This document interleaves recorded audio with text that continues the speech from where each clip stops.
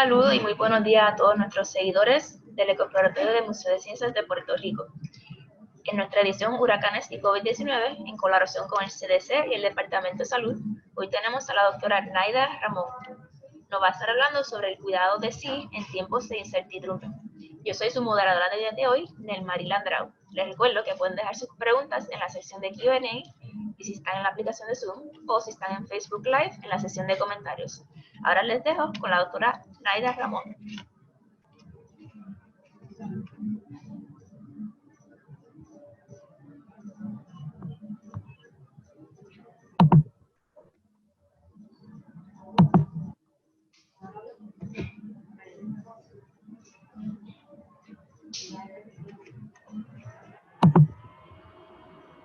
Disculpen la demora en aparecer, es que tuve un problema técnico. Pues buenos días a todos y a todas quienes nos están escuchando y que comparten con nosotros en la mañana de hoy. Hoy es un día muy especial para nosotros. Hoy es el Día Mundial de la Prevención del Suicidio y sé que durante el día de hoy se va a estar abordando ese tema también con otro de los recursos.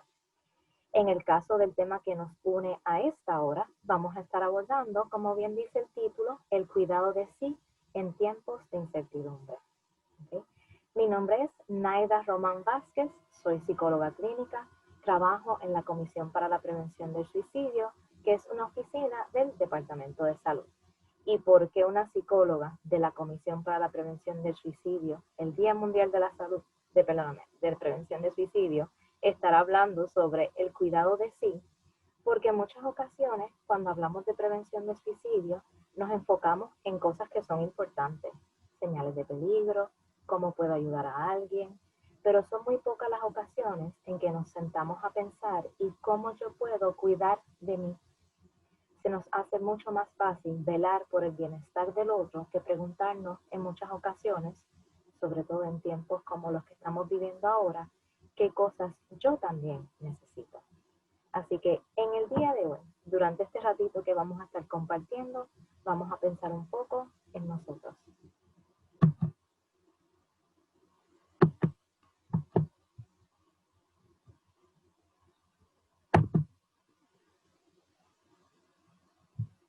No sé si pueden ver el cambio en la diapositiva, pero yo no lo veo.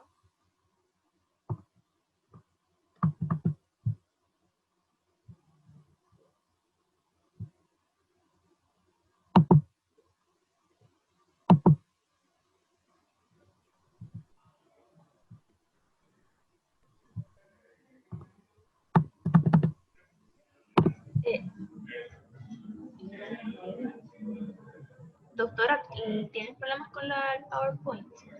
Sí, no está cambiando. No está cambiando. Sí. Déjame. Tienes que ir al mismo PowerPoint y darle al Next de la presentación de PowerPoint como tal.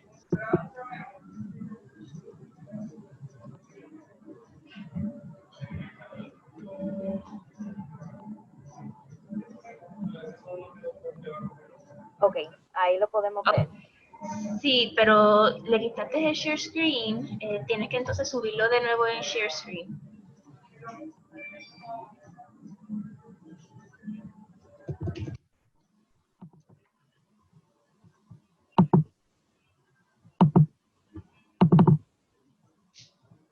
Ahí.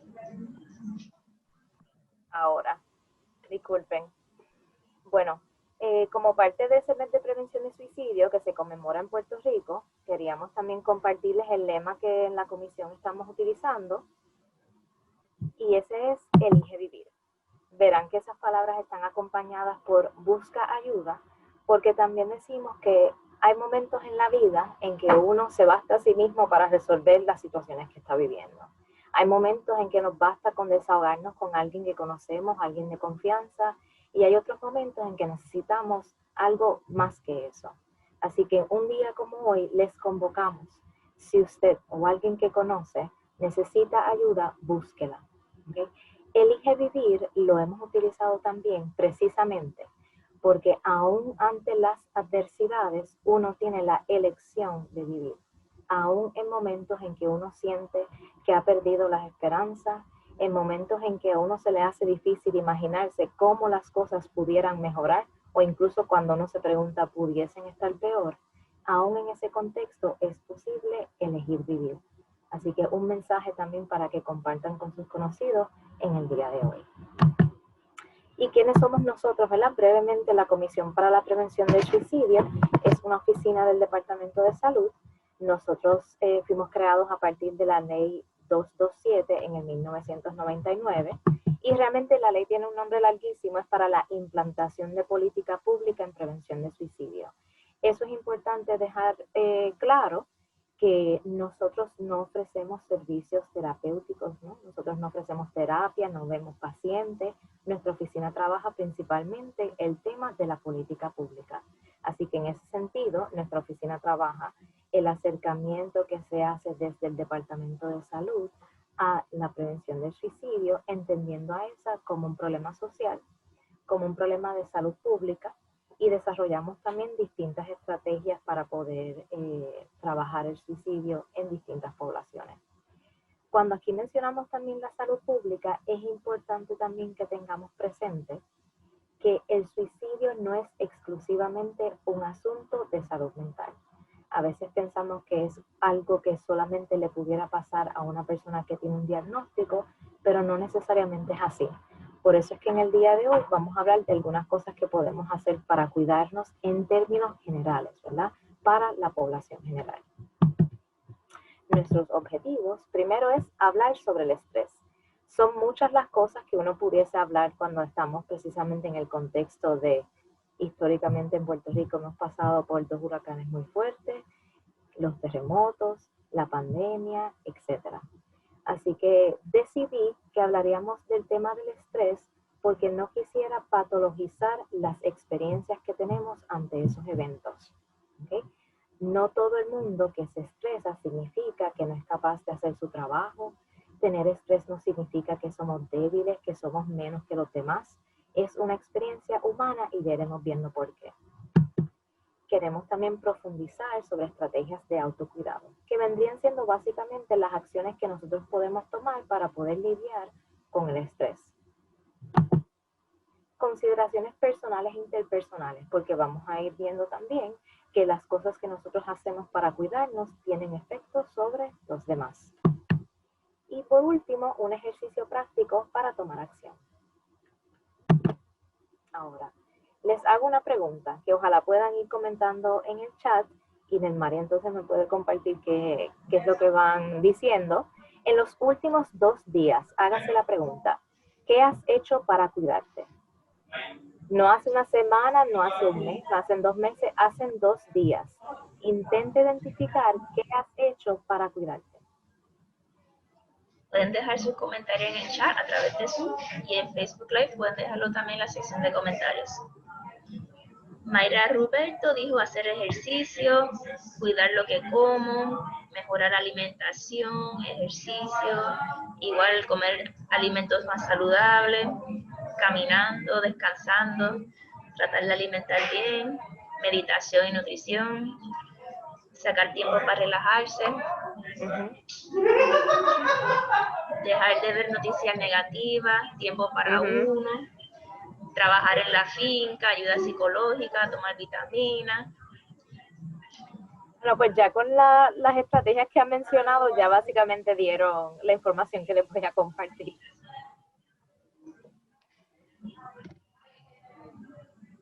¿Alguien más comentó algo que quizás esté distinto a esas opciones que ya vieron? Que ya apoyo. Okay. No pues salir sin prevención. Nosotros sin darnos cuenta, sin necesariamente decirle estas son las estrategias de autocuidado que yo estoy practicando, nosotros constantemente intentamos arreglárnoslas con las situaciones que estamos viviendo, hacemos cosas, tomamos acciones para poder mitigar nuestro malestar. Cuando nos sentimos mal, cuando nos sentimos estresados, cuando estamos tristes, podemos hacer algunas de esas cosas que ustedes fueron mencionando en el chat, incluyendo, ¿verdad?, otras más. Así que eso que ustedes mencionaron, quizás sin necesariamente ponerle ese nombre, son las formas en que ustedes también manejan el estrés. Y si se fijan en la imagen que tenemos de fondo, a esa palabra del estrés, elegí esas dos porque primero vemos un cerebrito que está ahí como quizás en una posición de dándole cabeza a algo, pensando, considerando cosas, ¿verdad? Pero al lado hay una imagen que yo creo que representa muy bien cómo a veces uno se puede sentir cuando está estresado, que es como un revolú de cosas, como un nudo de cosas en la cabeza. Pero el estrés no tan solo se siente así, ¿verdad? No tan solo se siente en la cabeza, en los pensamientos. El estrés también tiene efectos en nuestro cuerpo y lo sentimos también en nuestra conducta. Pero antes de pasar a cómo nosotros podemos observar ese estrés en nuestras vidas, quiero también decirles que el estrés es una forma de la vida llamarnos a la acción, ¿verdad? Es una reacción que nosotros tenemos que nos va a llevar necesariamente a hacer algo. ¿Sí? Veamos esta definición. El estrés es un proceso natural del cuerpo. ¿Sí? Es algo que se genera como una respuesta automática ante condiciones externas amenazadoras y desafiantes.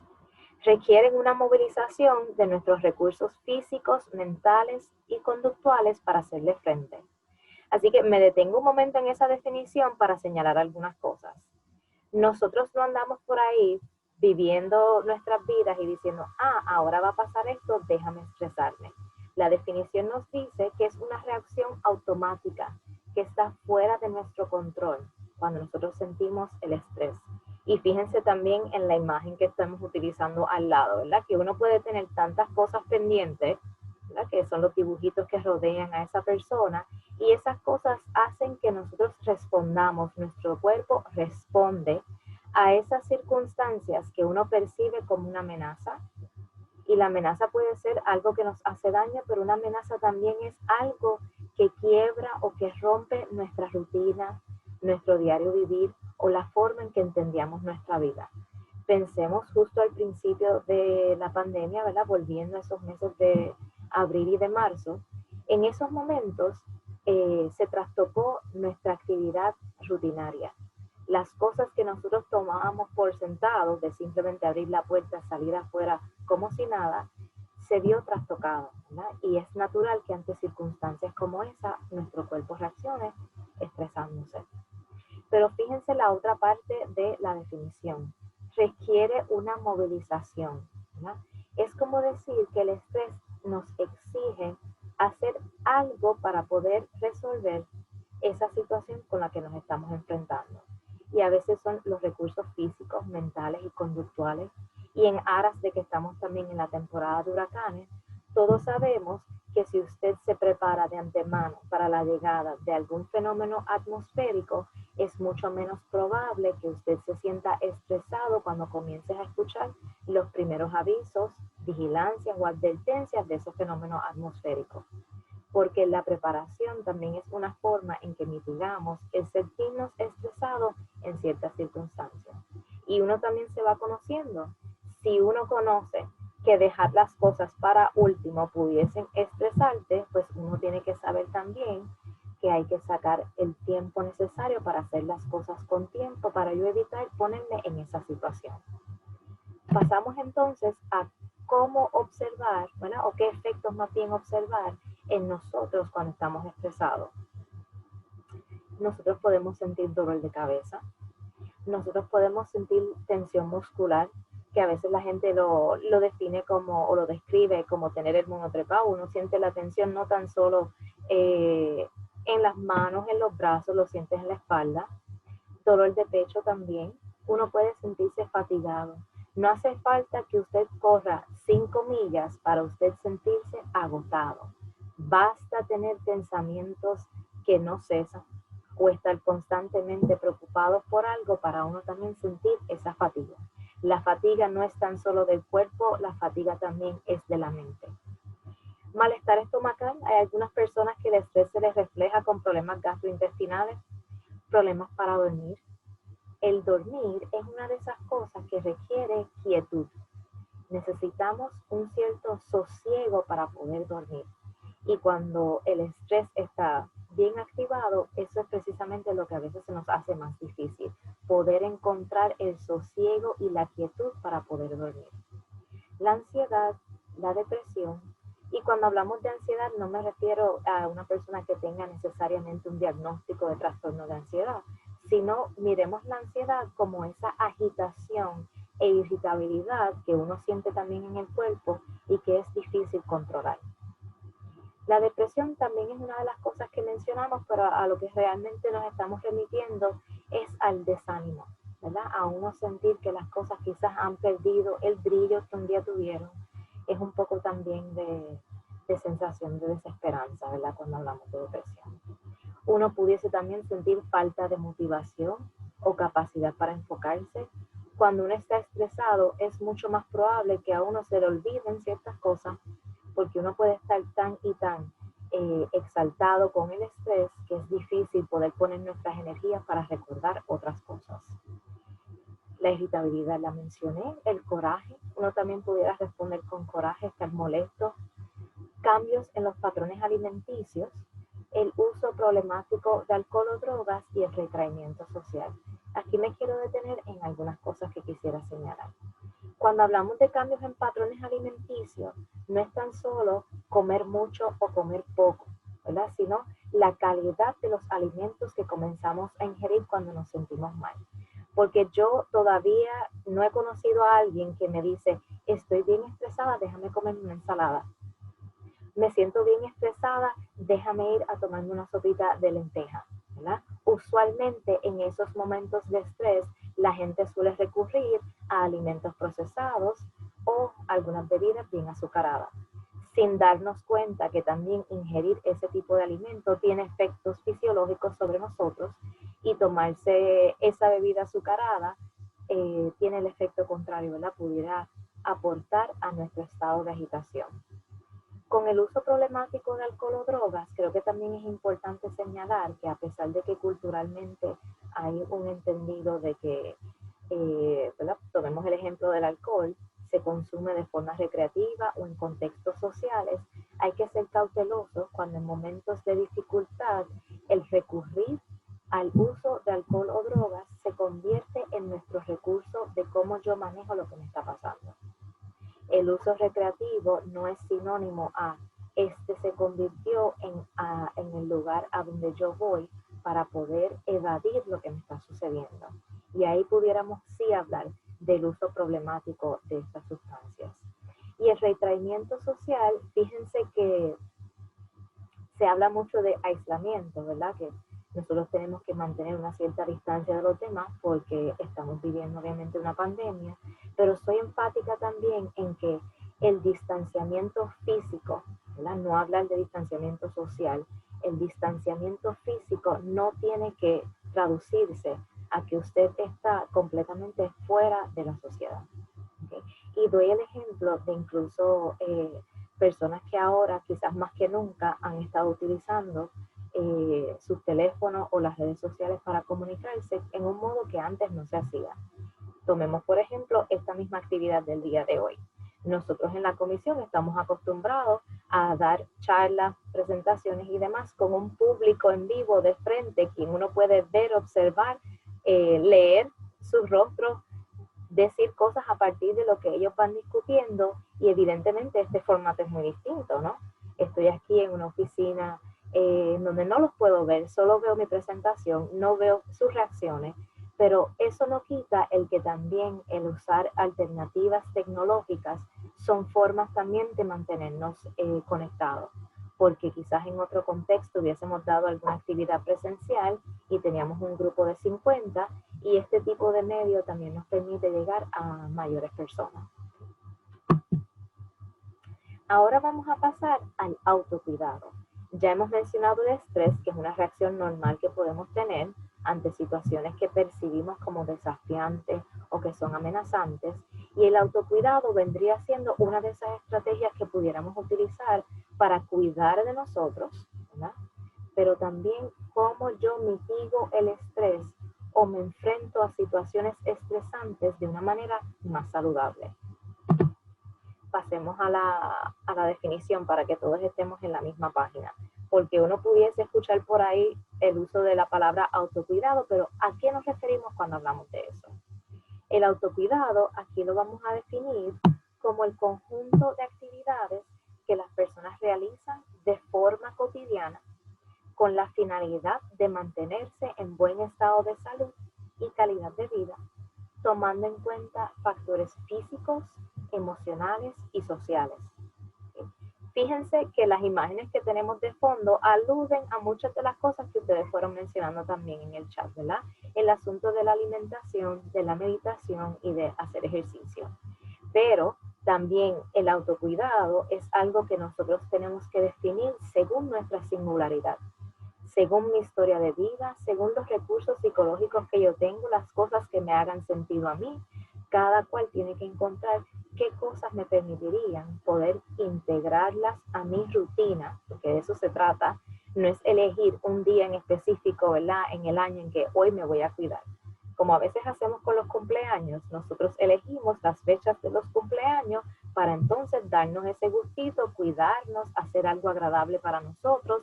No hay que esperar casi 365 días para poder hacer esas cosas. Hay pequeños cambios que podemos hacer en nuestro diario vivir para que el autocuidado nos acompañe como una práctica de vida. ¿Cómo entonces cuidarme? ¿Qué es lo primero que podemos hacer? Pues aquí hablamos de la palabra registrar.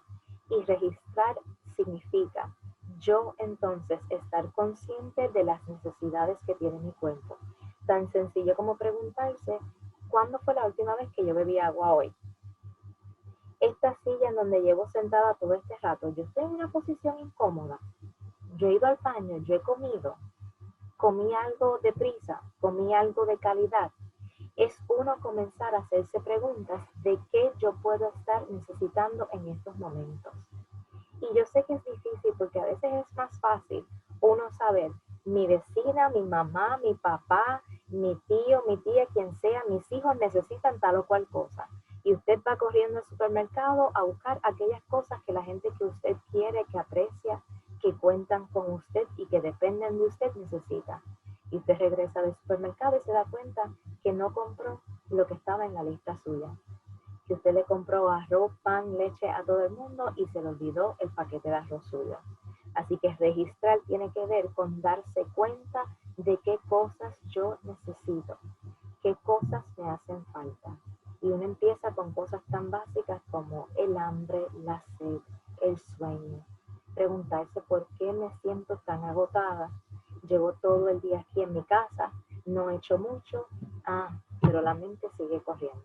Así que es importante preguntarse. Luego de eso vamos con el desahogo. Fíjense en la palabra que estamos utilizando, desahogarse. Desahogarse no significa que estoy buscando asesoría. No es que yo te estoy contando tal o cual cosa para que ahora tú me digas cómo se supone que yo viva. Desahogarse tiene que ver con yo poder decir las cosas que estoy sintiendo, las circunstancias que estoy viviendo, las situaciones por las que estoy pasando, sin sentirme juzgado, sin sentirme criticado y sin necesariamente estar recibiendo un sermón no solicitado. ¿Okay? Desahogarse también, uno pudiera verlo como una forma de ventilar y descargar esas cosas que tanto le pesan a uno, pero hay que saber en qué contexto yo me desahogo y con quiénes yo me desahogo. En los núcleos familiares a veces uno pudiera escuchar, no, es que el nene mío tiene 8 años, pero es súper maduro, sabe un montón, es bien inteligente. A los niños cosas de niños, a los adultos cosas de adultos. ¿Okay? Esos cuidadores no deben estar desahogándose de cosas que no necesariamente un niño pueda manejar. ¿Okay? Así que hay que saber con quién yo lo hago. Y doy un ejemplo también quizás para el contexto laboral. Y usándonos a nosotros mismos, ¿verdad? A mí misma de ejemplo. Nosotros en nuestra oficina tenemos acceso a Microsoft Teams, ¿verdad? No es lo mismo yo desahogarme de las dificultades que he tenido con Microsoft Teams con una de mis compañeras que también está usando esa plataforma, a yo ir a mi casa y hablar con mi pareja que ese no es su trabajo, que no sabe ni qué es esa plataforma, y que de momento no recibí ese consuelo que tanto esperaba de esa persona porque realmente no puede entender cuál es mi situación.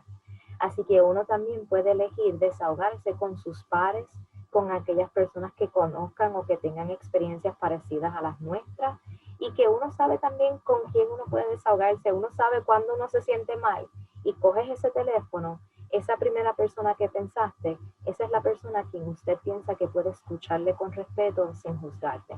Así que eso también tenemos que ponerlo en práctica.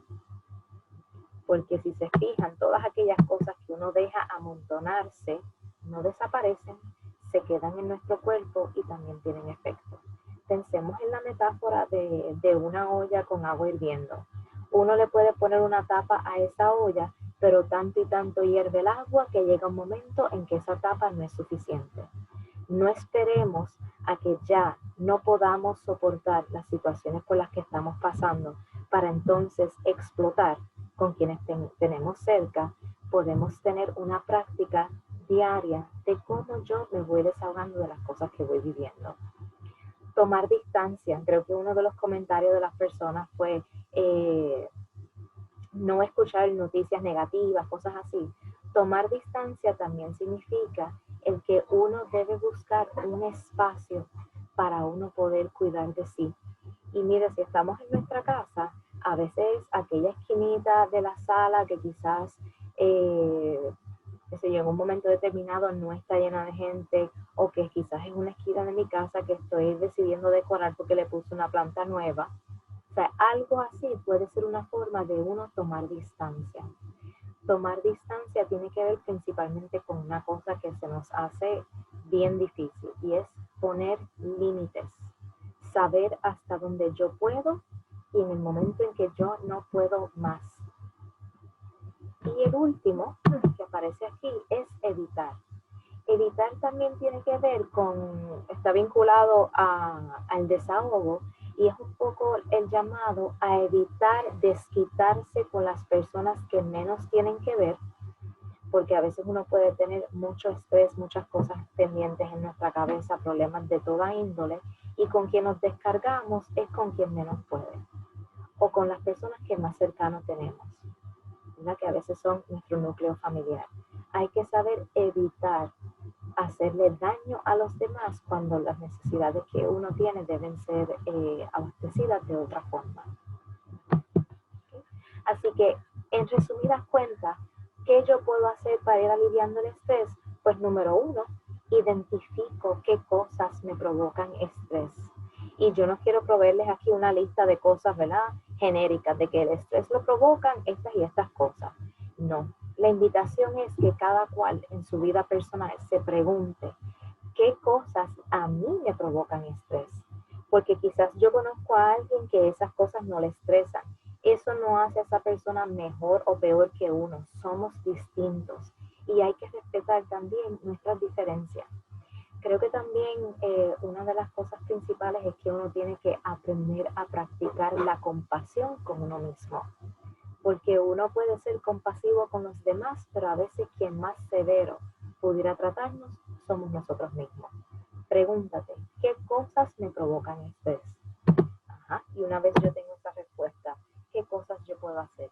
Pues una vez yo sepa que tales o cuales cosas me provocan estrés, yo entonces tengo que preguntarme, de esas cosas que me estresan, ¿cuántas están en mis manos resolver? Y cuántas cosas quizás yo voy a necesitar ayuda. Porque yo puedo decir, viene una tormenta y yo estoy identificando algunos puntos débiles en mi hogar y hay unas cosas que yo necesito hacer. Quizás usted no pueda treparse en el techo de su casa, amarrar una soga para poder aguantar algunos objetos. Quizás en ese contexto usted necesita la ayuda de alguien más. De eso se trata uno también, ir lidiando con el estrés. ¿Qué cosas yo puedo resolver y qué cosas yo tengo que quitarme la capa de la Mujer Maravilla o de Batman o de Superman o lo que sea para entonces decir, soy humano y con esto yo voy a necesitar una mano amiga? Y por supuesto, el tercer punto, permítase ser humano. Demuéstrese compasión y no te extralimites. Son muchas cosas las que hemos estado viviendo. No te exijas perfección. No se puede estar del mejor humor posible todo el tiempo. Hay cosas que uno no entiende, hay cosas que uno se molesta, hay momentos en que uno quisiera llorar. Saca tiempo también para esas cosas. Sacarse un momento del día para poder dedicarle a que, mira, hoy yo no estoy de humor para estas cosas, es también una forma de mostrarse compasión a uno mismo. Porque mucho hablamos también de la solidaridad con nosotros y que de la solidaridad conmigo mismo. Me comprometo con los demás, yo les doy pon, yo les busco las cosas del supermercado, que no se tengan que preocupar de tal o cual cosa, pero ¿en dónde está el compromiso hacia mí misma? Y aquí algunas estrategias, ¿verdad? Algunas cosas que podemos poner en práctica, ¿verdad? Vendrían siendo las acciones a tomar para poder cuidar de nosotros. ¿Qué cosas yo puedo ir haciendo para velar por mi bienestar? Pues mira, algunas cosas que yo puedo hacer, que son las que ustedes también mencionaron, es el ejercitarse, ¿verdad? Hacer ejercicio es una forma también de cuidar de nuestro cuerpo, y como nuestro cuerpo y nuestra mente no están desvinculados, no están separados, cuando yo hago ejercicio yo también tengo un impacto en mi estado de ánimo. Yo me siento mejor. A veces tú caminas, ¿verdad? 20 minutos, te miras al espejo y te dices, espérate, yo creo que yo rebajé quizás una que otra libra, ¿verdad? Estoy siendo quizás un poco exagerada, pero cuando uno hace ejercicio, uno también entabla una relación distinta con tu cuerpo. Uno sale, ¿verdad?, de ese embotamiento o amontonamiento que uno pudiera sentir cuando uno vive exclusivamente de forma sedentaria. Y también saber que el ejercicio viene de muchas y diferentes formas, que uno tiene que tomar en cuenta también la funcionalidad de nuestro cuerpo para saber qué ejercicios son adecuados para mí.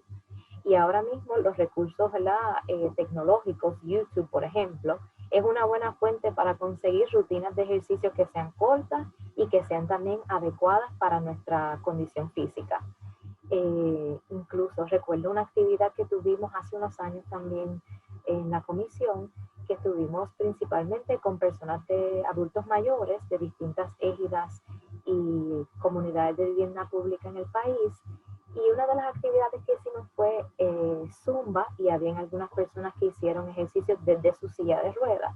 Y habían personas que podían pararse, habían personas que pudieron bailar y mover un poco la cadera, y quizás habían algunas personas que con solo aplaudir también sentían que estaban participando.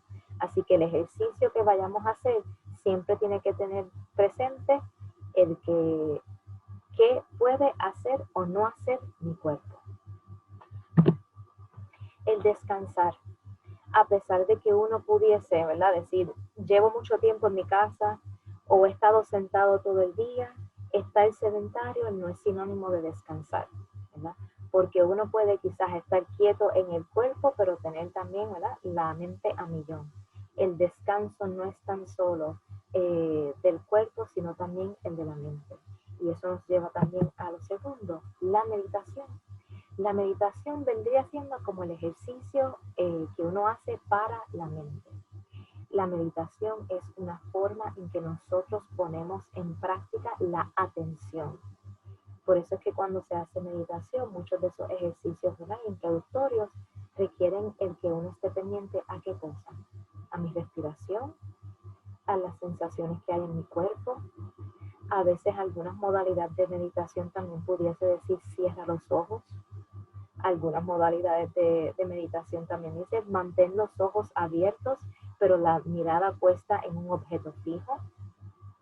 Es un momento en que uno le dedica tiempo y atención a lo que está pasando aquí adentro. No es la hora de escuchar las noticias de lo que está pasando afuera, de lo novedoso o etcétera. Es el momento para yo escuchar cuáles son las noticias mías, qué me está pasando a mí, que me preocupa a mí, que yo necesito en estos momentos. Realizar actividades agradables. Y eso lo decimos y pareciera, ¿verdad?, algo genérico, pero realmente a cada cual le toca identificar qué le es agradable. En los ejemplos que ustedes proveyeron en el chat, ¿verdad? Algunos pudieron decir hacer ejercicio, que es uno de los ejemplos que usamos aquí. Pero quizás para otras personas hacer ejercicio no necesariamente constituye una actividad agradable. Para algunas personas algo agradable pudiera ser un tiempo de silencio. Agradable pudiera ser llamar a una persona que hace tiempo no hablamos con ellos, mantenernos en contacto con nuestros seres queridos, ir a la finca como el ejemplo que alguien también compartió. Ponerse, si antes tú no habías bregado con plantas, este es el momento también para poder poner esas cosas en práctica.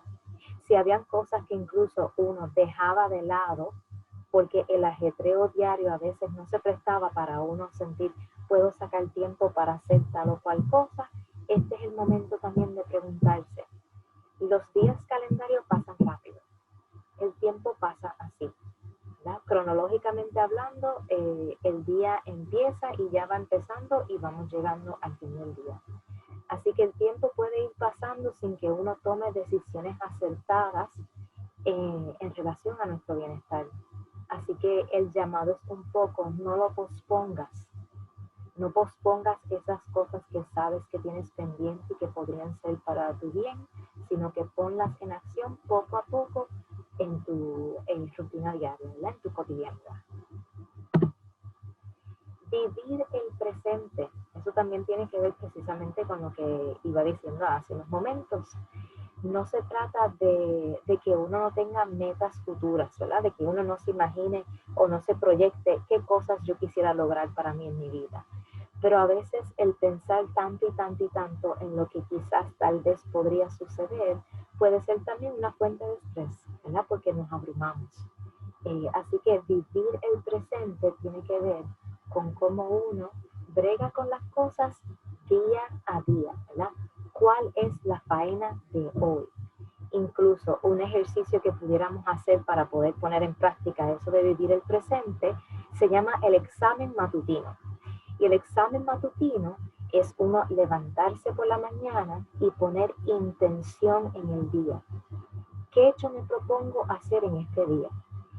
Pero ojo, el que uno se proponga un día intencionado, ¿verdad? Con qué yo quiero hacer hoy, hacia dónde me quiero mover, no significa que tienes que crear un itinerario, ¿verdad? De minuto a minuto, que es lo que yo voy a estar realizando en el día de hoy.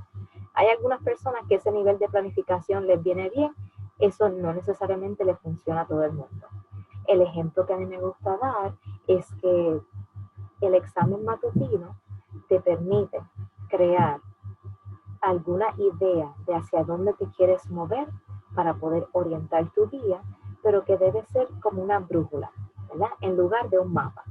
El mapa nos dice las carreteras exactas, los caminos exactos, pero una brújula nos da un más o menos de orientación. ¿Y por qué es mejor andar con brújula para poder vivir el presente? Porque nos permite también ser flexibles.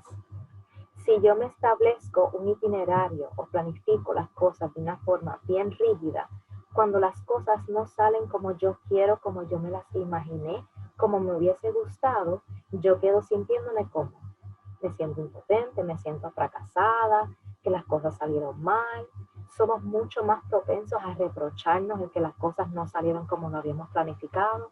Así que vivir en el presente también tiene que ver con uno tener una cierta flexibilidad ante las cosas, el vaivén de la vida en general.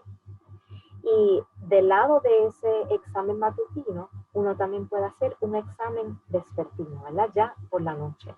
Una vez haya finalizado ese día, uno preguntarse, ¿cómo me fue en el día de hoy con aquellas cosas que puse en intención? ¿Qué cosas pude hacer? ¿Qué obstáculos me encontré en el camino? ¿Qué cosas quizás tuve que pensar mejor o decir, esto quizás lo voy a tener que modificar? Pero cuando hagan ese examen, cuando finalice el día, cuando uno va preparándose, ¿verdad? Para dormir, que también le dicen higiene del sueño, ¿verdad? Esas cosas que uno hace antes de poder poner su cuerpo en condiciones para dormir. La idea no es que te reproches lo que no lograste, que te latigues, que te fustigues por aquellas cosas que no salieron. Es hacerte preguntas honestas y compasivas de cómo yo pudiera tomar una acción diferente en el día de mañana. ¿Okay? ¿Y por qué ese énfasis en el presente? Porque lo que uno vive es realmente el presente, ¿verdad? Lo vivido ya pasó y lo que no hemos vivido es incierto. Así que por eso también decimos, vivamos este momento de ahora. Y esto va de lado del título también de la presentación. En tiempos de incertidumbre, de las pocas cosas que yo tengo control, es precisamente cómo yo decido acercarme a este día que comienza hoy. Compartir con familiares y amigos, y esto quizás no sea la estrategia para todo el mundo, o quizás no todos los familiares están incluidos ahí, o no todos los amigos. Hay amigos con quienes uno disfruta compartir actividades recreativas, y hay unos amigos que también nos acompañan y disfrutamos su presencia porque son personas compasivas, comprensivas, nos escuchan, saben guardar silencio en los momentos adecuados. Así que uno también identificar con quiénes uno pudiese compartir. ¿Okay? Tener con quién desahogarse. Desahogarse no significa siempre que debo ir a un profesional de salud mental. Pero también hay que saber cuándo el desahogo ya no es suficiente. ¿Okay? El desahogo es importante y es una forma en que uno se siente mejor. Yo creo que uno lo dice también coloquialmente. Cuando uno tiene una espinita con alguien, uno dice, hasta que yo no diga tal o cual cosa, hasta que yo no me quite esto de encima o me saque esto del pecho, fíjense en las palabras que utilizamos, no me voy a sentir mejor. El desahogo es una forma de bajar la intensidad que podemos estar sintiendo en nuestro cuerpo. Ahora bien, el desahogo es solo una parte a veces de cómo yo puedo comenzar a resolver alguna situación que yo tengo en mi vida. Porque yo puedo decir, esto me está pasando, esto me está molestando. Ok, lo decimos. Ahora hay que pensar qué acciones yo puedo tomar, ¿verdad? Qué cosas están en mis manos poder hacer y qué cosas no. Y en qué momentos no puedo seguir desahogándome con mis seres queridos, con mis familiares, porque a veces uno puede cargar a los demás, ¿verdad? Con los problemas que uno está viviendo, y en qué momentos yo me beneficiaría de trabajar las cosas que me están pasando con un profesional de salud, ¿no? Tener algún pasatiempo, ¿verdad? Como decíamos hace unos minutos, si hay algo que a usted le interesa o le ha interesado hacer toda la vida y no ha podido hacerlo, el autocuidado también tiene que ver con cómo retomar, hacer aquellas cosas que nos interesan, aunque sea un poquito a la vez. Tengo una amiga que tiene un niño pequeño, ¿verdad? De 6 años, y algo que le está haciendo es poniendo, ¿verdad?, la famosa habichuelita dentro de la tierra para ver cómo eso crece. Y ese tipo de ejercicio también nos enseña, ¿verdad?, que hay cosas que toman tiempo cultivar, que hay cosas que hay que cuidar para que puedan crecer, que crecer toma tiempo y que crecer en distintos momentos necesita de distintas cosas. Cuando uno era niño, uno necesitaba mucho más cuidado de los demás, pero en la medida en que uno va creciendo, y la adultez significa eso, ¿verdad?, cada vez más hacernos responsables de lo que nos pasa y de cómo resolver las situaciones, tener un pasatiempo es también convocarnos a buscar aquellas cosas que nosotros deseamos hacer, que deseamos practicar, pero que por las razones que sean hemos puesto en pausa. Usar técnicas de relajación. Esto seguramente también ustedes lo habrán escuchado. Hay muchas formas en que uno puede también practicar la relajación. Quizás principalmente las cosas que se suelen discutir son ejercicios de respiración, la famosa respiración diafragmática. Y también hay otros ejercicios que uno puede hacer como para ir tomando conciencia de aquellas partes de nuestro cuerpo que están tensas, como a veces hasta la misma mandíbula. A veces no nos damos cuenta y cuando estamos en silencio estamos presionando fuertemente los dientes. O no nos damos cuenta y cuando estamos sentados quizás en nuestras casas o estamos haciendo cosas, tenemos los hombros así levantados, ¿verdad? Las técnicas de relajación, cada cual debe ir buscando unas que sean apropiadas y acordes a uno mismo, ¿verdad? En mi caso, yo prefiero las que sean más bien de tensión muscular, de buscar esa relajación y no tanto, ¿verdad?, necesariamente los ejercicios de respiración, aunque ciertamente pudieran ir de la mano. Pero también relajarse pudiera ser escuchar música, o sea, no es tan solo esas técnicas, hay otras cosas que uno puede hacer. Utilizar afirmaciones positivas.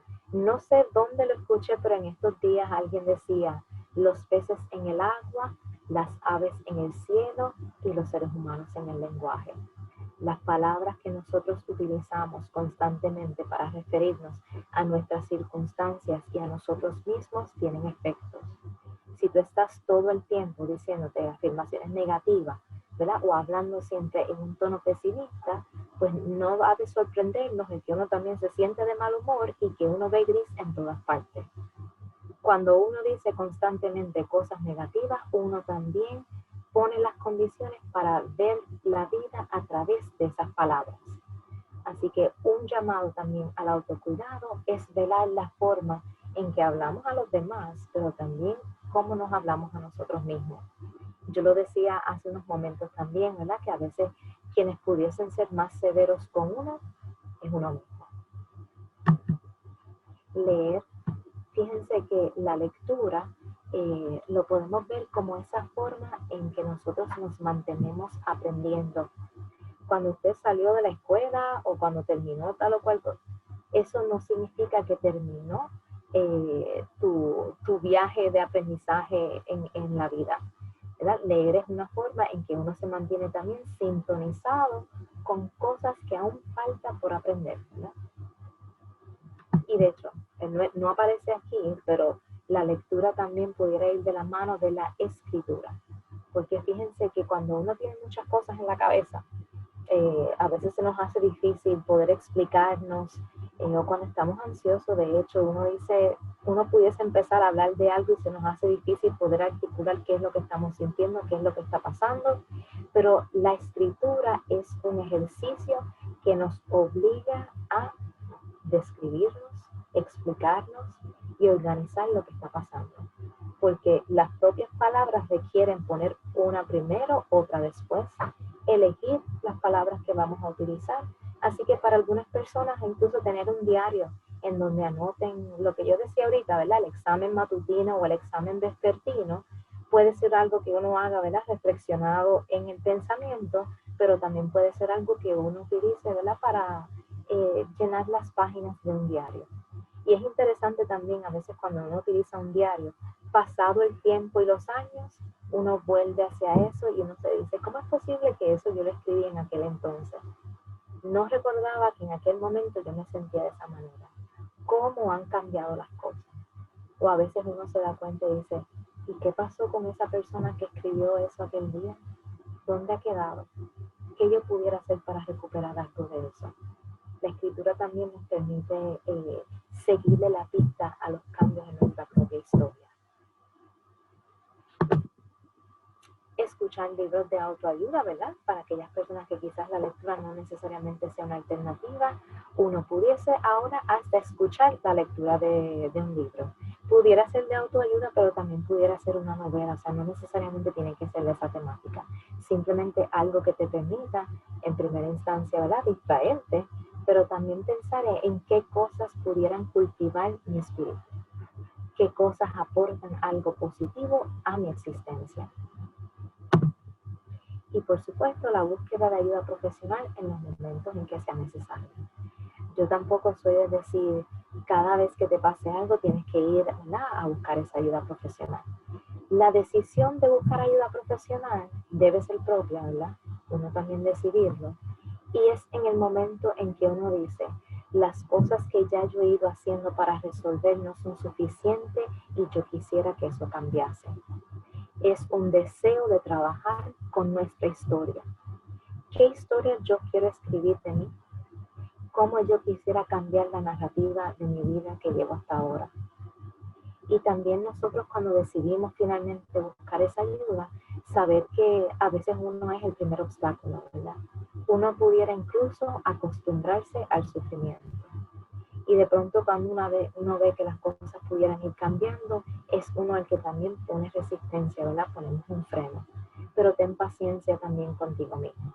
A veces damos 2 pasos hacia el frente y 10 hacia atrás, no pasa nada. volvemos a dar esos pasos. Así que la ayuda profesional siempre está ahí para aquel que entienda que necesita comenzar ese trabajo con uno mismo. Y ahora paso a algo que yo creo que permite resumir de qué se trata el autocuidado realmente, y es la ética del cuidado de sí. La ética del cuidado de sí no es otra cosa que una forma de vivir. Todo esto que he ido hablando, de preguntarse cómo me siento, qué me pasa, cómo yo pudiese tomar acciones distintas ante los eventos de mi vida, todas esas cosas realmente son elecciones que uno hace para cambiar la forma en que uno vive. Cuidarse a sí mismo no es un acto egoísta, sino que al contrario. Cuando yo me cuido a mí misma, yo me preparo para poder cuidar de otros. Para ayudar a cuidar a los demás, es indispensable yo también cuidar de mí, porque somos locos llevando a nuestros familiares a sus citas médicas, pero es uno el primero el que no ha ido a su chequeo. Llevas a tu familiar porque necesita ir al médico por tal o cual razón, y resulta que quien tiene problemas del azúcar es uno mismo, ¿verdad? No podemos, ¿verdad?, cuidar de los demás si no cuidamos de nosotros. Y quizás la mejor metáfora para eso, que lo he usado en otros momentos, es cuando uno se monta en un avión y nos hacen la advertencia de que al cambiar la presión de aire en la cabina van a bajar unas máscaras, y que esas máscaras, ¿cuáles son las instrucciones que nos dan? Póngasela a usted primero y después ayude al que tiene al lado. Porque cuando cambia la presión de aire en la cabina, sin darnos cuenta, uno pudiese ir por todo el avión poniéndole la mascarilla a la gente que nos rodea, y uno se marea, ¿verdad?, por la falta de oxigenación. Así que lo mismo vale para el cuidado de sí. Primero cuídate tú, para entonces tú estar en condiciones de poder velar por el bienestar del otro. Y que el cuidado de sí es un compromiso con nosotros mismos, ¿verdad? Como decía ahorita, uno se compromete con los demás, te llevo, te busco, hago tal o cual cosa por ti, pero no nos comprometemos con nosotros mismos, con nuestro propio cuidado, con nuestro propio bienestar. Y que el autocuidado ciertamente requiere reconocer siempre hasta dónde yo puedo llegar, ¿verdad? Hasta dónde yo tengo que también aprender a decir que no, ¿verdad? Y también apreciar o aprender a valorizar aquellas cosas que sí tengo. Yo pienso en esos momentos en que visitábamos a distintas comunidades luego de los terremotos, y recordé ahora mismo dos ejemplos específicos. Fuimos a una comunidad, eso fue en Guánica, eran casi las 9 de la noche.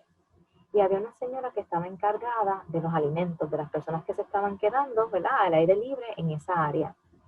Y esa señora, cuando estoy hablando con ella me ofrece comida, me hace el cuento de lo que había cocinado, etcétera, etcétera, como que consiguió unas ollas tan grandes para poder cocinarle a los demás. Y ella me ofrece comida, y yo le pregunté a ella, ¿y tú comiste? Y en ese momento ella me mira, abrió los ojos y dijo, no he comido porque estoy esperando si llega alguien más, o si quizás se me quedó alguien que no ha comido, no quisiera que se quedaran sin comer. Y uno escucha esos ejemplos y uno piensa, ¿verdad?, qué gesto de amor, porque lo es, el poder asegurarse que otras personas que tal vez en esos momentos no tenían acceso a alimento lo pudieran tener. Pero también hay que hacerse la pregunta, que es separarse una bolita de pegado para aquella persona que también hizo el esfuerzo de cocinar. No es un acto egoísta ni malintencionado, no es algo malo, sino que también tiene que ver con que la que cocina quizás no tenga energía para seguir cocinando si esa misma persona no come, ¿verdad? Ese es un ejemplo que recuerdo. Y en otras circunstancias también, en otro municipio después de los terremotos, recuerdo un payaso que hizo algunas actividades con unos niños. Y entonces los niños eran los únicos que se estaban riendo en ese espacio, ¿verdad? Los cuidadores y las demás personas que estaban allí estaban evidentemente afectadas por la situación, y pensando en cosas de más había que pensar en esos momentos. Y el payaso le pregunta al niño, ¿me puedes decir algo por lo cual estás agradecido en el día de hoy? Y el niño se queda pensando y mira hacia arriba y le dice que estoy vivo, que no me aplastó nada o que no me pasó nada. Y claro, el niño dice, no me pasó nada estaba en ese espacio específicamente porque no tenía un hogar a donde ir. Pero allí con esa también, yo digo, lo genuino de los niños es también poder reconocer que aunque hayan unas condiciones materiales que han cambiado a mi alrededor, al final del día lo que cuenta es que yo estoy aquí también. Y ese niño le recordó eso, no tan solo al payaso que se sorprendió, sino a esos adultos que se veían un poco acongojados en uno de los refugios, ¿verdad?, que estuvimos visitando. Así que es importante la ética del cuidado de sí, llevarlo a cabo como una forma de vida en nuestro diario vivir y sobre todo en contextos en que nuestro diario vivir pudiera ser incierto o estar en riesgo, ¿verdad? Y yo creo que hemos escuchado muchísimo también sobre querer que las cosas regresen a una normalidad. Tal vez tenemos que hacernos la pregunta, ¿verdad? Después de los huracanes Irma y María, no fuimos los mismos. Después de los terremotos, tampoco. Después de esta experiencia, tampoco lo seremos. Y eso no tiene que ser algo malo. Eso no es algo negativo. Uno también tiene que preguntarse, al yo cuidar de mí para estar en condiciones de cuidar al otro, yo también colaboro en un futuro colectivo. Así que todos estos mensajes también de cómo cuidarme en tiempos de COVID, como por ejemplo el mismo ejercicio de ponerse la mascarilla en los espacios que estemos quizás en contacto con otras personas.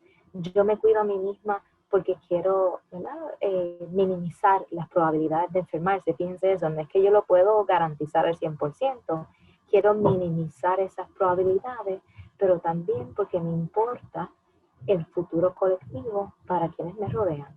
El cuidado de sí también nos lleva a esa reflexión. Y aquí algunas cosas, ¿verdad?, hablando de reflexión, reflexiones personales. Hay situaciones emocionales, psicológicas o familiares que no se podrán manejar exclusivamente con técnicas de relajación, ¿verdad? No todo se cura con simplemente respirar profundo, contar hasta 10. Hay que reconocer cuando eso no es suficiente y necesitamos algo más. Debemos validar también la intensidad que constantemente vivimos por el contexto histórico. No te exijas siempre estar con la paciencia al 100%, son tiempos difíciles, son momentos en que se ponen a prueba los recursos que uno tiene. Y yo creo que también uno no sabe las fuerzas que uno tiene hasta no encontrarse en una situación en donde tenemos que ponerlas en uso, ¿verdad? En contextos como este, uno también aprende de uno mismo. Reconocer nuestros límites es también reconocer lo que es imposible. Y saber qué cosas son imposibles resolver también nos lleva a la aceptación. De eso se trata también, reconocer los límites. Poder aceptar lo que está en mis manos trabajar y lo que no lo está. Diferenciar también entre el dolor ajeno y el dolor propio. Yo no tengo que echarme, ¿verdad?, cargar a cuestas el dolor del otro para yo demostrarle que estoy siendo solidaria. Yo también puedo ser solidaria reconociendo que esa persona también va a poder arreglárselas con las cosas que está viviendo. Y en términos de las reflexiones interpersonales, ¿verdad?, porque hablar del cuidado de sí, como vengo diciendo todo este rato, tiene efectos sobre nuestras relaciones, porque como yo me relaciono conmigo mismo, afecta como yo me relaciono con los demás y con el mundo, hablando literalmente del planeta también. Facilitar espacios para el diálogo y el desahogo en nuestros círculos cercanos. ¿Okay? Invitar a nuestros seres queridos o conocidos a participar de actividades educativas, recursos en línea como ahora. Usted le puede decir a su familiar 20 veces cómo se supone que se lave las manos, pero si vas y presentas un video de fulano de tal que trabaja en no sé qué agencia gubernamental dando el ejemplo, ¿verdad?, de cómo lavarse las manos, allá su familiar va y le cree a esa persona y usted estuvo con la cantaleta desde el principio, pero hay veces que uno necesita escuchar cosas de un tercero. Ayuda también a sus familiares a canalizar, ¿verdad?, sus formas de aprendizaje por otros medios. Y cultivar nuestra propia red de apoyo. A veces uno se pregunta, ¿cuál es mi red de apoyo? Y digo, no tengo a nadie. Pues entonces no te desanimes, no pasa nada si en estos momentos no puedes identificar a una persona. El que no puedas identificar a alguien ahora no significa que no pudieras ir desarrollando o cultivando lazos con otras personas. Y como último, ¿verdad? El ejercicio práctico para tomar acción. La idea no es que me den las respuestas a mí, sino que con estas cosas que hemos discutido durante la mañana de hoy, que puedan tomar un papel y un lápiz y hacer este ejercicio para usted mismo. Elige un aspecto de tu vida en que desees trabajar para encontrar o crear un mejor equilibrio. Elige algo en tu vida que en estos momentos, ¿verdad? En el día de hoy, algo con lo que tú dices, yo necesito trabajar con eso. Yo necesito trabajar con ese aspecto de mí misma. Yo necesito trabajar con cómo yo me estoy relacionando con mi gente más cercana. Necesito trabajar con este mal humor que tengo quizás por cosas pequeñas. Necesito trabajar con el coraje que siento.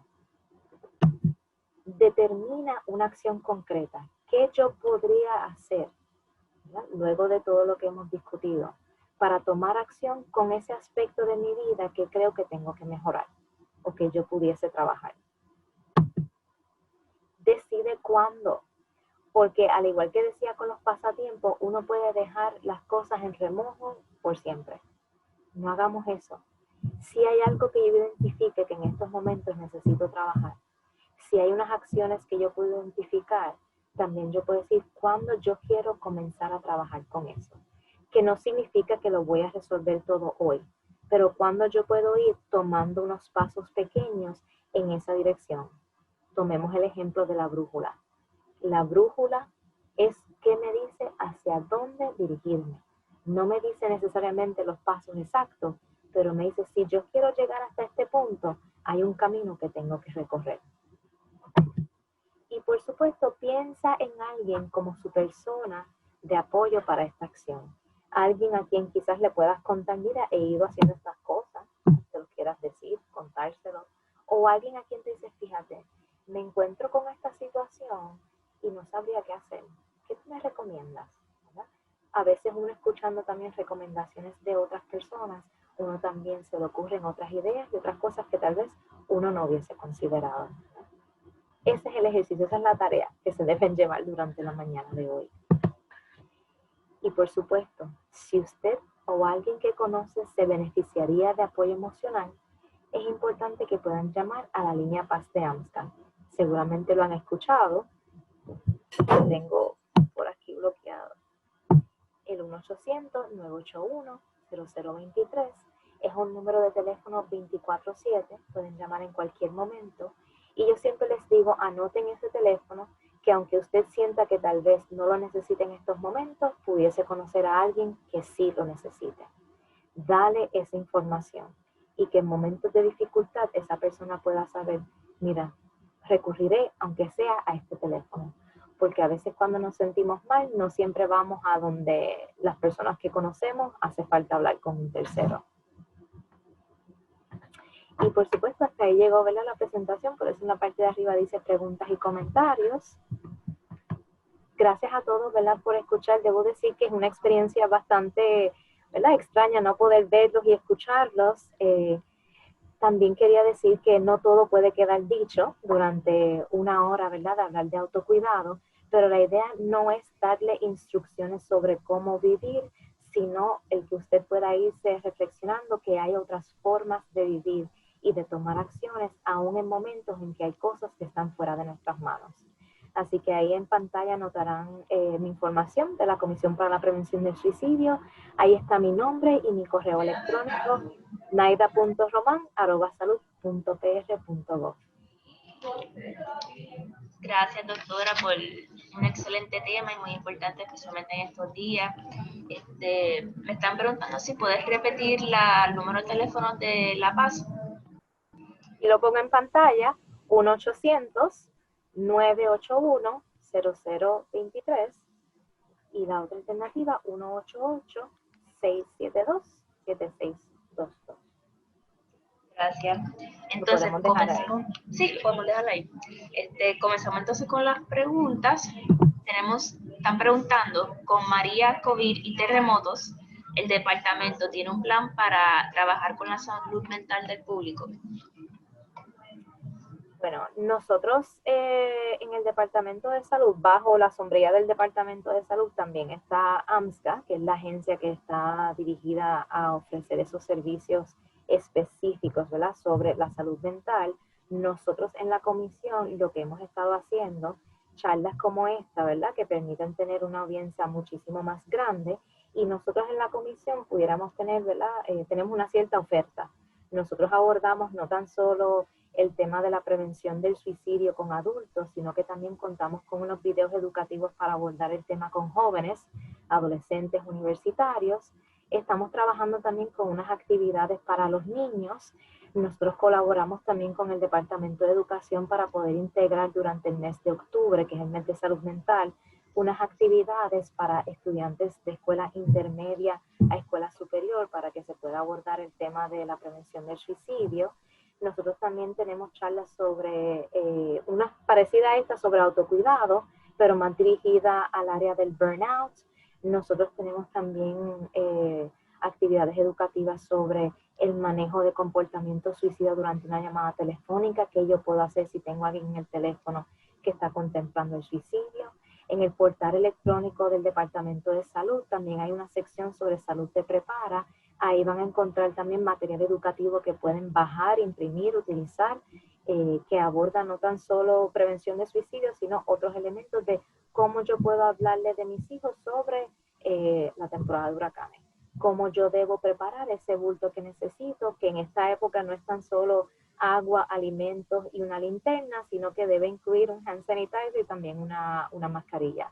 Así que en ese sentido, ese tipo de acercamiento, ¿verdad?, siendo una oficina de política pública, sí tenemos ese ofrecimiento educativo a través de estas modalidades, pero también tenemos recursos que podemos imprimir y distribuir por correo electrónico para que pudiesen llegar a otras personas. Gracias. Y nuestra próxima pregunta por un anónimo: ¿cómo uno, como un adulto, puede ayudar a un niño con su ansiedad o estrés? Y de la misma manera, como un adulto con niños puede encontrar su espacio para trabajar con su salud mental. Okay. Esa es una buena pregunta. Y lo primero que voy a decir es que para uno atender también la singularidad de la ansiedad que pudiera tener un niño, hay unos elementos también quizás de la historia, de las relaciones familiares que habría que saber para poder decir algo quizás más puntual. Pero en términos generales, los niños también absorben y reflejan las ansiedades de los cuidadores. En muchas ocasiones las dificultades que pudiese tener un niño para expresar cómo se siente viene también de las cosas que han observado tal vez en sus cuidadores. No estoy diciendo que eso necesariamente sea este caso, pero que saber esas cosas también nos permite pensar en unas alternativas. Por ejemplo, si yo estoy, ¿verdad?, con un niño que está ansioso, y si yo como papá, mamá, cuidador principal, abuela de esa persona, me doy cuenta que el niño cuando está ansioso se está moviendo mucho o está muy inquieto, no hace caso, etcétera, yo también como adulto le puedo decir, a veces cuando yo me siento mal, me siento bien inquieto, tengo dificultad en escuchar o se me hace difícil escuchar o me da flojera hacerlo. Pero uno puede sentarse con ese niño y dar el ejemplo de yo soy un adulto y a veces me siento mal, me ayuda a hablar de cómo me siento. Quizás eso sea algo que tú quieras hacer, a sabiendo de que va a depender también de la edad de ese menor, ¿verdad? Y de la capacidad que tenga también para hablar. Eso es una alternativa. También una alternativa es poder darle al niño algunas herramientas físicas que pueda utilizar. Los niños también son muy prestos a poder usar los dibujos. Uno puede decirle quizás no te sientas muy bien porque te observo triste o te observo desanimado o estás comportándote de una manera que yo nunca te había visto así. Me preocupa, quisiera que hablaras conmigo, que me cuentes. Si no me puedes contar, usa este papel y puedes dibujar ahí, me dejas saber cómo te estás sintiendo y puedes intentar llegar a una conversación con ese niño a partir de su dibujo. Y también saber que esto es cierto, ¿verdad? No tan solo para los niños y para los jóvenes, particularmente para ellos, pero también para los demás, que uno se hace disponible hoy y no necesariamente hoy nos diga, ¿verdad? Yo puedo decir, estoy aquí para ti, para escucharte cuando me necesites, y quizás en ese momento el guarde silencio, pero en otro momento en que el niño sienta que le está pasando algo, el niño va a recurrir a ti. Así que quizás lo primero que uno debe hacer es dejarle explícitamente claro a ese menor que uno es un recurso de apoyo para ellos. Segundo, déjale saber que usted también es humano, que a veces también usted se asusta, a veces usted no sabe cómo manejar tal o cual cosa, pero que con nuestras palabras, ¿verdad?, podemos buscar formas de bregar con cómo nos estamos sintiendo. 3, es importante también con los niños tener unas rutinas. El que el día comienza y el día acaba sin necesariamente una estructura es algo que también promueve el que ellos se desorganicen. Incluso cuando los niños ahora que están en estos momentos en que las clases se están tomando virtualmente o que las actividades educativas se están retomando de otra forma, intente ponerle hasta, ¿verdad?, una ropa específica. Quizás ponle, cuando tú estés sentado en esta mesa y cuando tengas esta camisa, es tiempo de aprender. Y cuando termines tus actividades educativas y te vamos a, ¿verdad?, te cambias de ropa, ya eso significa que las actividades educativas terminaron hasta este punto y ahora es tiempo de receso, de comer, es tiempo cuando uno se pone las pajamas, ya sabemos que nos preparamos para dormir. A veces unos cambios pequeños en la rutina del niño ayuda a que ellos también se puedan organizar. La otra parte de la pregunta es también cómo un adulto puede conseguir unos espacios también para poder ¿verdad?, cuidar de sí en esos momentos. Y creo que quizás la primera pregunta que uno debe hacer, ¿cómo yo puedo buscar un espacio en donde mis niños puedan estar ocupados haciendo algo y que en esos momentos yo también pueda aprovechar para pensar en mí? Incluso aunque sea el momento en que usted está en el baño, donde se supone que nadie más le puede interrumpir, que usted se tome quizás 5 minutitos más de ese baño con agua tibia, ¿verdad?, con agua caliente. Que en esos momentos antes de uno acostarse a dormir, cuando ya uno organiza y que todo el mundo se acostó a dormir, saque 10 minutos, 15 minutos para hacer algo suyo, para hacer ese repaso vespertino que yo decía ahorita, el examen, ¿verdad?, de qué ha pasado durante el día de hoy. Y que también uno tiene que darse la oportunidad a un tanteo. Si estas cosas funcionan para mí y para mis hijos, lo puedo hacer. Déjame intentar establecer una rutina.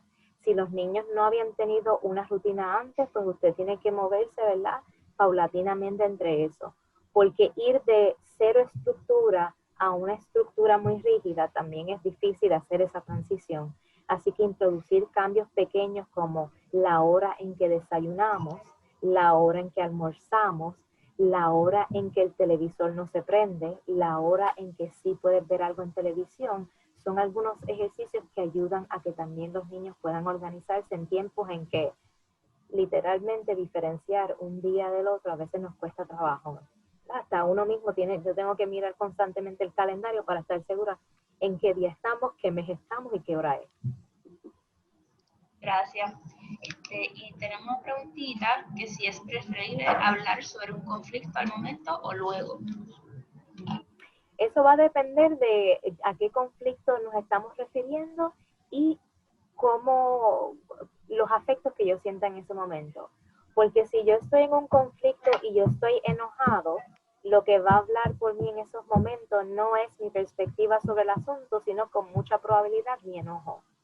Y cuando uno está enojado es posible que uno diga cosas de una forma que no necesariamente estamos tratando de comunicar lo que realmente queremos decirle a esa persona. Así que la pregunta sería, si va a hablar por mí mi rabia, mi coraje y mi impotencia, obstaculizando el que yo pueda comunicar efectivamente lo que me está molestando, sí es importante entonces esperar un poco, ¿verdad? Pero eso va a depender también de a qué nos estamos refiriendo, porque hay cosas que sí en efecto hay que atenderlas al momento, como por ejemplo, si tenemos una situación en el trabajo con algún compañero o compañera, aunque sea a nivel remoto, quizás respirar profundo y pensar, yo quiero poder comunicar algo sin necesariamente ofender o destruir a esa otra persona, pues entonces respiro profundo, cuento hasta 10 e intento mantener primero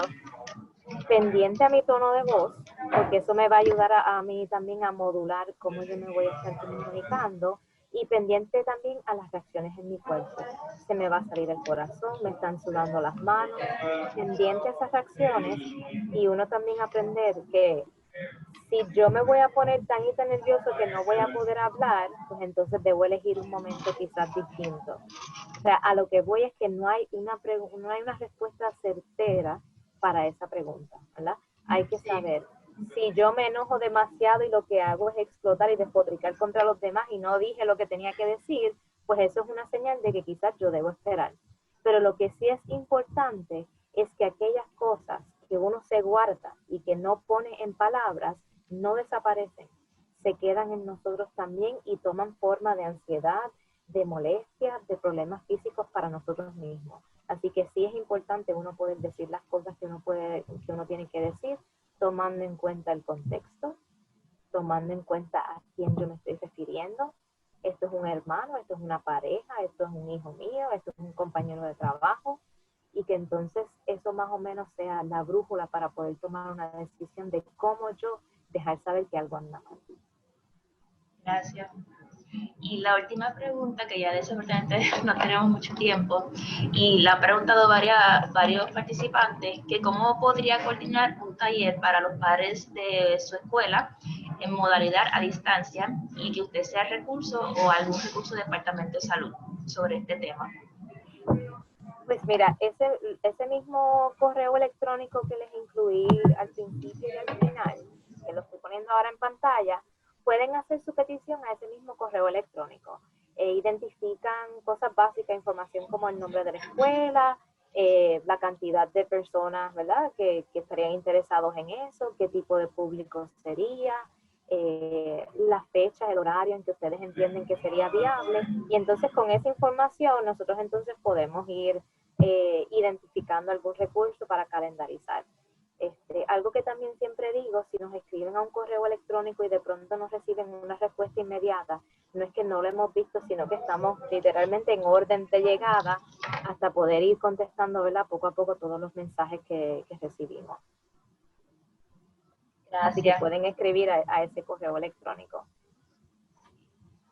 También nuestros videos se suben a YouTube y Facebook, que pueden ir de nuevo a nuestro video para tomar la información de la doctora. Y como dije, muchas gracias al público por estar con nosotros en este webinar, y a nuestros colaboradores del CDC y del Departamento de Salud, y agradecemos nuevamente a la doctora Naida Román por esta presentación muy importante y el tema muy importante de la salud mental. Gracias a todos ustedes, y ahí siempre a las órdenes en el Departamento de Salud. Gracias. También queremos agradecer a todos nuestros auspiciadores por hacer esto posible en brindarles nuestros webinars al público. También, si desean hacer un donativo para aquí en el Ecoexploratorio podamos continuar brindándoles esos programas, pueden hacer su aportación por ATH Móvil, la sección de negocios, y ahí escriben Ecoexploratorio con el mensaje Ciencia Virtual. Recuerden, los maestros, también tenemos Ciencia Virtual Back to School. Tenemos recorrido educativo en líneas, charlas y talleres virtuales, científico en líneas, videos, webinars y recursos. Pueden buscar más información en www.ecoexploratorio.org/ciencia virtual. Y para más información, puedes escribirnos en webinar@ecoexploratorio.org y seguir nuestra página en YouTube, Facebook, Twitter e Instagram. O también llamarnos al 787-281-9090. Muchas gracias por estar con nosotros y que tengan un bonito día.